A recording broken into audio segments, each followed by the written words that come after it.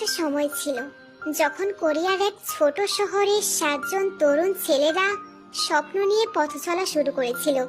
তাদের চোখে ছিল আগুন, মনে ছিল জেদ, আর হৃদয়ে ছিল সঙ্গীতের প্রতি ভালোবাসা।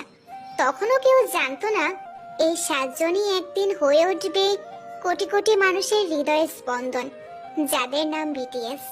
তারা যখন প্রথমবার মঞ্চে উঠেছিল তখন কেউ তাদের নামটা পর্যন্ত জানতো না। সাফল্যের পথটা ছিল কাঁটায় ভরা, নানা কটু কথা, প্রত্যাখ্যান আর সীমাহীন পরিশ্রম। সবকিছু পেরিয়ে তারা ধীরে ধীরে নিজেদের গড়ে তুলেছিল। কিন্তু বিটিএস এর জাদু শুধু তাদের গানের ভেতরে নয়, ছিল তাদের গল্পে, ভালোবাসায় এবং অনুপ্রেরণায়। একটা সময় ছিল যখন তাদের কাছে ছিল না বিশাল কোম্পানির সাপোর্ট, ছিল না মিডিয়ার আলো, ছিল শুধু একটা জেদ, নিজের গল্পটা পৃথিবীকে শোনাতে হবে। তারা গাইতো ভাঙা স্বরে, কাপা গলায়, ছোট্ট স্টুডিওতে। কেউ শোনেনি তখন। তারা বহুবার হাসির পাত্র হয়েছিল, তবুও তারা থামেনি, কারণ তারা জানতো কেউ একজন কোথাও হয়তো অপেক্ষা করছে এই গানগুলোর জন্য।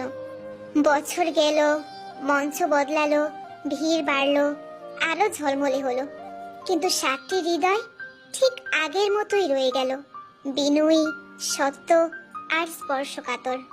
মানুষ বিটিএসকে ভালোবাসে কারণ তারা নিছক তারকা নয়।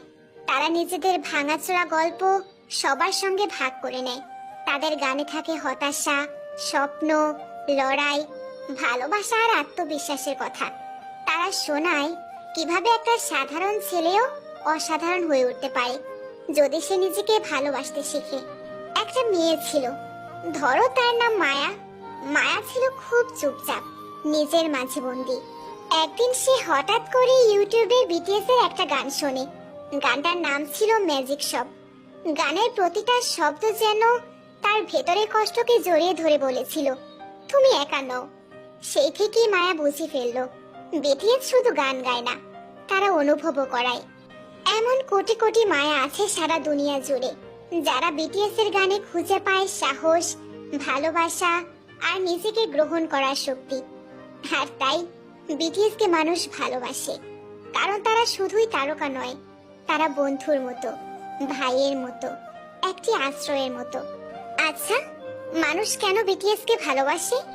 কারণ তারা সত্যি, কারণ তারা তারার মতো উঁচুতে থেকেও মাটির গন্ধ ভুলে যায়নি, কারণ তারা বলেছে নিজেকে ভালোবাসো যখন পৃথিবী বলছিল তুমি যথেষ্ট নও, কারণ তারা শুধু গানই শোনায় না, তারা বুকের ব্যথা বোঝে।